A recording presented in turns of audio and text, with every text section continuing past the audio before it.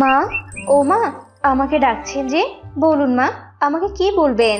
হ্যাঁ রে, তোকে কি ডাকার জন্য আমার কোনো কারণ থাকা লাগবে নাকি? এমন ভাবে বলছিস যেন তোকে আমি ডাকতে পারবো না। না না মা, এভাবে বলছেন কেন? আমি আপনাকে ওভাবে বলতে চাইনি। এখন বলুন মা, ডাকছেন কেন? শোন মুখপুরি, তুই জানিস আমি অসুস্থ, না খেয়ে একদম থাকতে পারি না। তাহলে এত বেলা হয়েছে কিন্তু আমাকে এখনো খেতে দিসনি কেন? মা, আমি তো সব রান্না করে সেই কখন শেষ করে রেখেছি।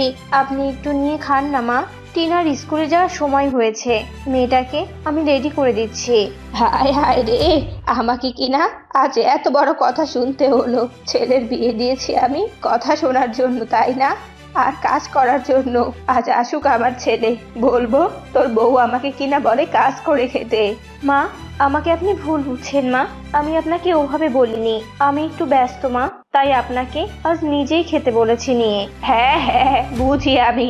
আজ আমাকে খাবার নিয়ে খেতে বলেছিস, দুদিন পর বাড়ির সব কাজ করতে বলবি। হায় হায় রে পোড়া কপাল আমার। আসুক আমার ছেলে, আজ বাড়িতে আসুক। শিয়ালিনীর শাশুড়ি এভাবেই মিথ্যা ন্যাকাকান্না করতে থাকে।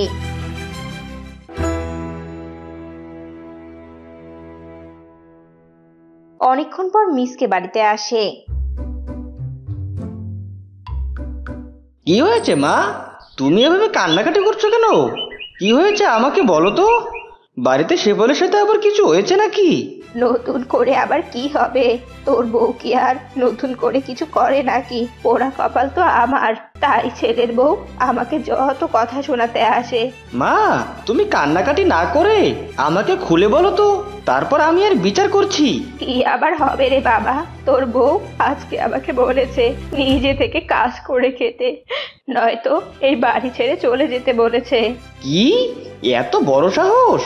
দাঁড়াও, আজ ওকে এমন শিক্ষা দিব না, তোমার সামনে আর কখনো চোখ তুলে তাকাতেও পারবে না।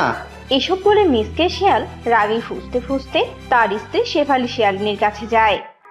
বেশ হয়েছে, এমন ভাবে বলেছি না, এবার বুঝবি আমাকে কথা শোনানোর ফল কি। যাক ছেলে আমার, বুঝবি আজ। এদিকে মিসকে গিয়ে শেফালি শিয়ালিনীকে এলো পাতাড়ি মারতে শুরু করে। আরে কি হয়েছে মিসকে? আমাকে মারছো কেন? ছাড়ো ছাড়ো বলছি। মা, আমাকে বাঁচান মা, মিসকে আমাকে মারছে। মিসকে, তুমি আমাকে কেন মারছো?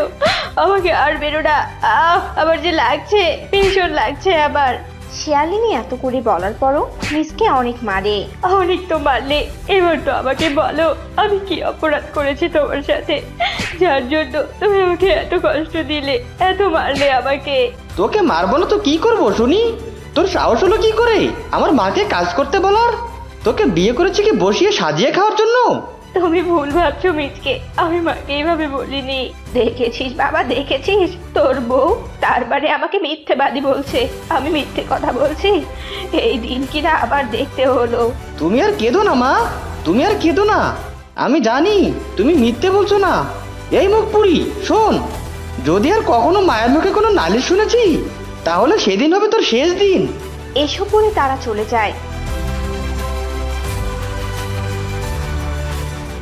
আর শেফালি শিয়ালিনী সেখানেই বসে থাকে আর ভীষণ কাঁদতে থাকে। আসলে মিসকের মা মিনু শিয়ালিনী ছিল ভীষণ অত্যাচারী, সারাক্ষণ শুধু অত্যাচার করে যেত। এভাবেই অনেক কষ্টে শেফালি আর তার মেয়ের দিন কাটছিল। মা, ও মা, আমার ভীষণ খিদে পেয়েছে, ঠাকুমাকে বলবে আমাকে একটু খাবার খাওয়ার পারমিশন দিতে। মারে, তুই তো জানিস আমাদের মামের হিসেব করে খেতে হয়, তবুও তোর যেহেতু খিদে পেয়েছে, তুই তোর ঠাকুমাকে গিয়ে বল তোর ঠাকুমা তোকে খাবার খেতে দেয় কিনা। মায়ের কথা শুনে ছোট্ট টিনা তার ঠাকুমার কাছে যায়। ঠাকুমা, ও ঠাকুমা, আমার বড্ড খিদে পেয়েছে, আমাকে একটু খাবার খেতে দিবে? একটু মাকে বলো না আমাকে খাবার বেড়ে দিতে। হ্যাঁ রে হ্যাঁ, তোর আর তোর মাকে তো একটু আগেই খেতে দেখলাম, এখন আবার নতুন করে খিদে পেয়েছে? আমার ছেলের টাকা তোরা মামে ধ্বংস করতে এসেছিস, এত খাওয়া যাবে না। যা তো যা, আমাকে ঘুমোতে দে। টিনা কাঁদতে কাঁদতে সেখান থেকে চলে যায়। এভাবেই প্রতিদিন কোনো না কোনো অত্যাচার করত মিনু শিয়ালিনী।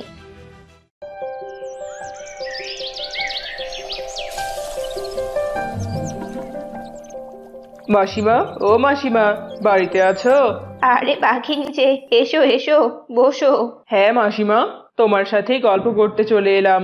একা একা সারাদিন বাড়িতে থাকতে একদম ভালো লাগে না। তো তোমার ছেলের বউ কোথায়? তাকে তো দেখছি না। আছে হয়তো বা কোথাও, কাজ করছে গিয়ে দেখো। তো তোমার কি খবর? শুনলাম বিয়ে নাকি খেতে গিয়েছিলে। হ্যাঁ মাসিমা, আমার ভাইয়ের বিয়ে হলো কিছুদিন আগে। অনেক বড় ঘরে বিয়ে হয়েছে জানো, অনেক যৌতুক দিয়েছে। নতুন বউয়ের কথা আর কি বলবো, দেখতে যেমন সুন্দরী তেমনি গুণ। তাই নাকি বাঘিনী? সে তো অনেক ভালো কথা। আমার হয়েছে পোড়া কপাল, এমন এক ঘরে ছেলেকে বিয়ে দিয়েছি না, না পেয়েছি যৌতুক আর না পেয়েছি সুন্দর চেহারা। তুমি একদম ঠিক কথাই বলেছো মাসিমা, আমিও অনেক ভেবেছি। আসলে তোমাকে বোকা পেয়ে ঠকিয়েছে, বুঝেছো? তুমি যে বেশি বেশি করে কাজ করিয়ে নাও না, একদম ঠিক করো। এখন থেকে আরো বেশি করে অত্যাচার করব, যেন নিচে থেকে চলে যায়। মামে দুটোই আপদ, একবার চলে গেলেই বাঁচি।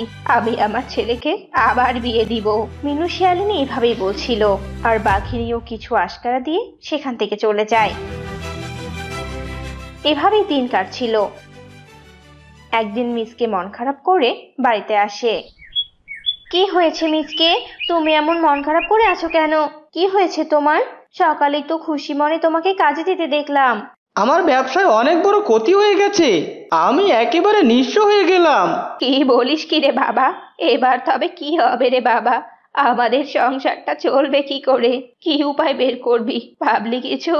জানি না মা, আমি কিছুই ভাবতে পারছি না। আবার নতুন করে যদি কোনো ব্যবসা শুরু করতে চাই তাহলে তো অনেক টাকার দরকার।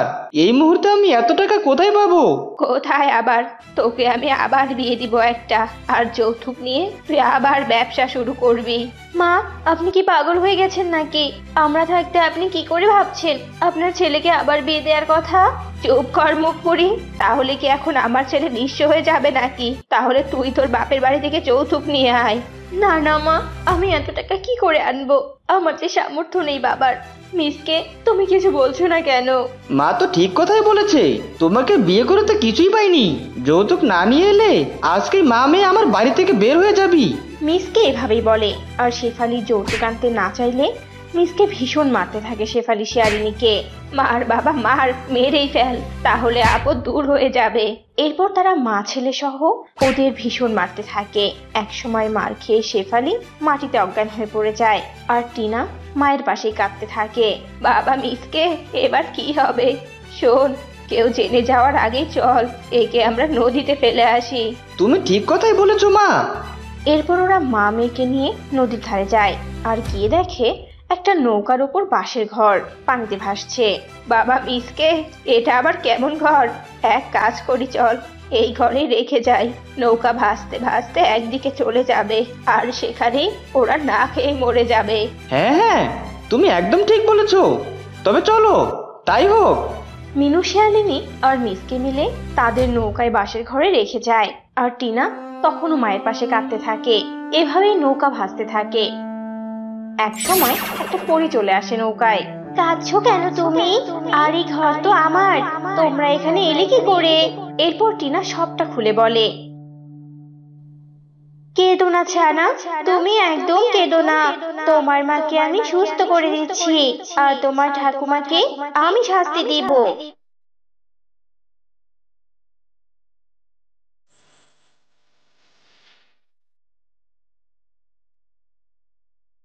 এ কি তোরা? তুই এত সুস্থ হলি কি করে তাড়াতাড়ি? আরে কাকে নিয়ে এসেছিস? আমি হলাম পরী, ওই নৌকা আমার ছিল। তো সাহস হলো কি করে এত অত্যাচার করার? আমি সবটা শুনেছি টিনার কাছে।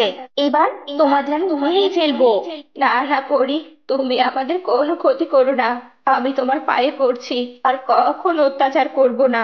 হ্যাঁ হ্যাঁ পরি, আমিও ক্ষমা চাইছি, এবারের মতো আমাকে ক্ষমা করে দাও। আমি আর মায়ের সাথে তাল মিলিয়ে কখনো কোনো অত্যাচার করব না। ঠিক আছে, তাহলে আমি চললাম, কিন্তু আমি সবসময় খোঁজ খবর নিব। যদি কিছু শুনেছি তাহলে সেদিন গর্দান যাবে তোমাদের। এরপর পরি চলে যায়, আর এরপর থেকে মা ছেলে আর কখনো অত্যাচার করার সাহস পায়নি। এই, তোকে না বলছি দিনে একবেলা খাবার খাবি, আর তুই সারাদিনে আমার এভাবে অন্ন ধ্বংস করছিস। বাজার করতে করতে আমার জীবনটাই শেষ। আজ থেকে আমি আর কোনো বাজার করব না। ওগো, তাই বলে তুমি আমাকে এইভাবে মারবে? তোমার সাথে বিয়ে হওয়ার পর থেকে ভালো মন্দ তো দূরের কথা, কোনোদিনও পেট ভরে 3 বেলা খেতে পর্যন্ত পারিনি আমি। আর তোমার মতো ফকিরের সাথে আমি আর সংসারও এখন করতে পারবো না। বউ, তুমি ঠিক কথাই বলছো। আমার মতো ফকিরের সাথে তোমাকে থাকতে হবে না, যে স্বামী কিনা তোমাকে ঠিক মতো খাবারই দিতে পারে না। আর ঠিক তখনই সেখানে বল্টু শিয়াল চলে আসে আর তাদের ঝগড়া দেখে বলতে থাকে, আরে আরে বিল্লু, তুই এভাবে তোর বউয়ের সাথে কেন ঝগড়া করছিস? কি হয়েছে আমাকে বলো দেখি। তোমাদের এমন দৃশ্য আমি তো দেখতে পাচ্ছি না। এরপর বিল্লু শিয়াল বল্টু শিয়ালকে সমস্ত কথা খুলে বলে। ও এই ব্যাপার। আচ্ছা, তোকে আর বসে থাকতে হবে না, তুই এখন থেকে ব্যবসা শুরু করবি। আর তার জন্য আমি তোকে কিছু টাকা দিচ্ছি, এই নেই। এই টাকাটা দিয়ে তুই ব্যবসা শুরু কর। শোন, বউয়ের সাথে আর কখনো ঝগড়া করবি না। এই বলে বল্টু শিয়াল সেখান থেকে চলে যায়।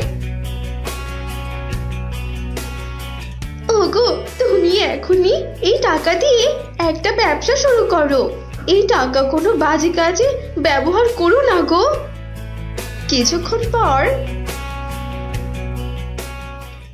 ওগো, আজ তোমার জন্য আমি অনেক ধরনের খাবার রান্না করেছি।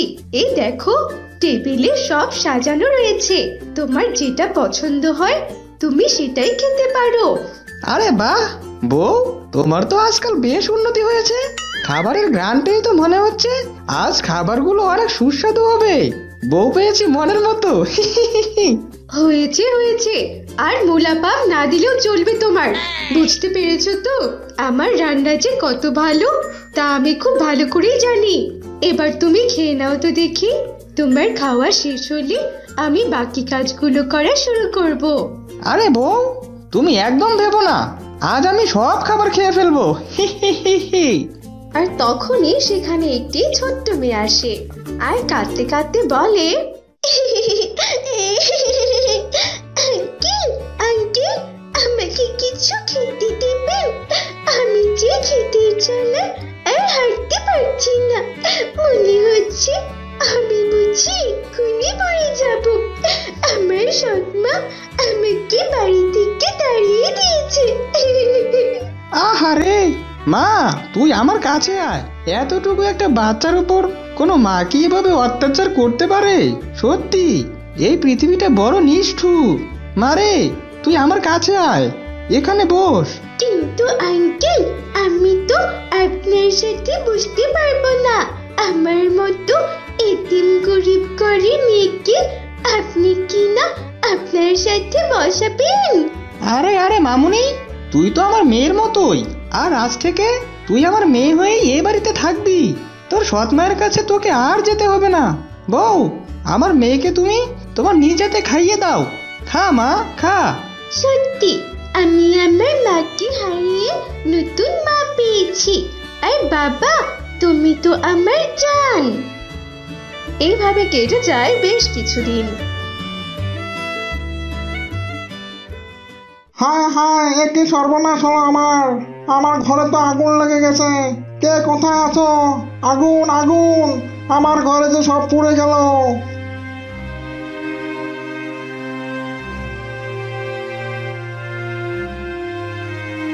আরে বানর, মন খারাপ করিস না রে। যে পুড়েছে সেই করে দিবে। উপরওয়ালার উপর ভরসা রাখ, কোনো একটা উপায় নিশ্চয়ই বের হবে। কিন্তু বড় ভাই, নতুন করে ঘর বানানোর মতো আমার কাছে তো কোনো টাকা নাই। আমি এখন আমার বউ বাচ্চাকে নিয়ে কোথায় থাকবো? আমাকে যে এখন রাস্তায় গিয়ে থাকতে হবে। আরে বানর, তুই কেন রাস্তায় থাকবি? আমি তোকে সাহায্য করব। এই টাকাগুলো তুই রাখ। তোর যখন টাকা হবে তখন না হয় তুই আমাকে ফিরিয়ে দিস। বড় ভাই, আমি তোমার এই উপকারের কথা কোনোদিন ভুলবো না। আজ তুমি না থাকলে আমাকে বউ বাচ্চা নিয়ে রাস্তায় থাকতে হতো।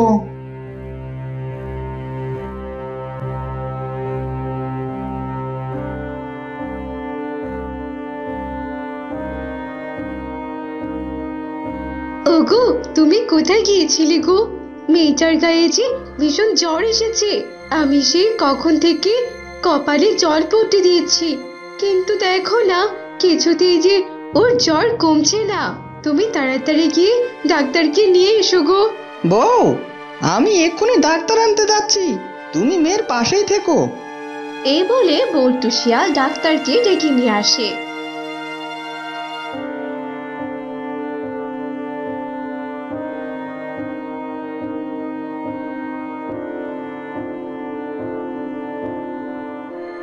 ডাক্তার মুন্নিকে ভালো মতো দেখে বলে, আসলে আপনার মেয়ের কোনো সাধারণ জ্বর না, আর এই জ্বরের ঔষধ আমাদের কোনো ডাক্তারের কাছে নেই।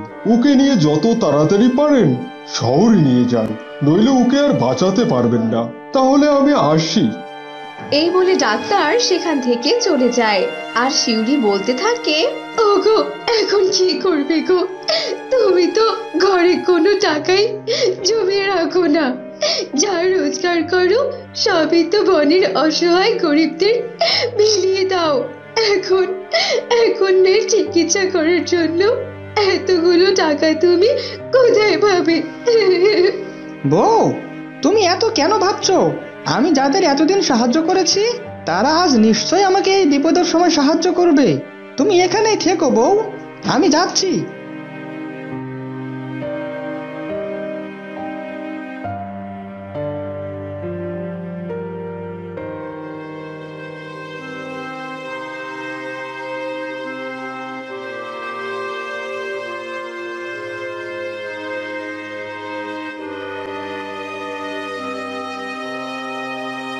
আরে বল্টু ভাই, তোমাকে এত চিন্তিত লাগছে কেন? তোমাকে তো আজকাল দেখাই পাওয়া যায় না। বানর, এখন তোকে দেখে তো মনে হচ্ছে তুই অনেক ভালো আছিস। তাই বলছিলাম কি, আমার টাকাগুলো যদি ফেরত দিতি তাহলে আমার মেয়েকে শহরে নিয়ে ডাক্তার দেখাতাম। মেয়েটা আমার ভীষণ অসুস্থ রে, যত তাড়াতাড়ি সম্ভব মেয়েকে নিয়ে শহরে যেতে হবে। আরে কি এমন সাহায্য করেছো যার জন্য টাকা নেওয়ার জন্য চলে এসেছো? তুমি কি মনে করেছো আমি টাকার খনি পেয়েছি যে তুমি চাওয়া মাত্র আমি দিয়ে দিব? হয়েছে হয়েছে বানর, তোকে আর বলতে হবে না, আমার আর টাকা লাগবে না।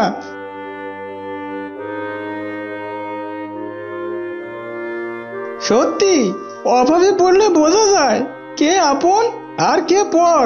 আমার শেষ সম্বল বাড়িটা বিক্রি করে আমি আমার মেয়ের চিকিৎসা করাবো। এই বলে বল্টু শিয়াল তার শেষ সম্বল বাড়িটা বিক্রি করে দেয় আর তার মেয়ের চিকিৎসা করায়। এইভাবে কেটে যায় বেশ কিছুদিন।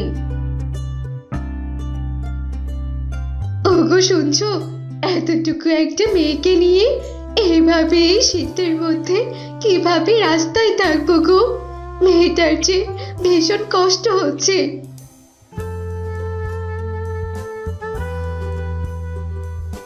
তোদেরকে আর রাস্তায় থাকতে হবে না রে, আমার একটি বাঁশের ঘর আছে।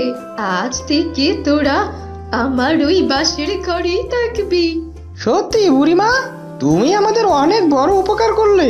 তারপর থেকে বল্টু শিয়াল তার বউ বাচ্চাকে নিয়ে বুড়িমার দেওয়া সে বাঁশের ঘরেই থাকতে লাগে।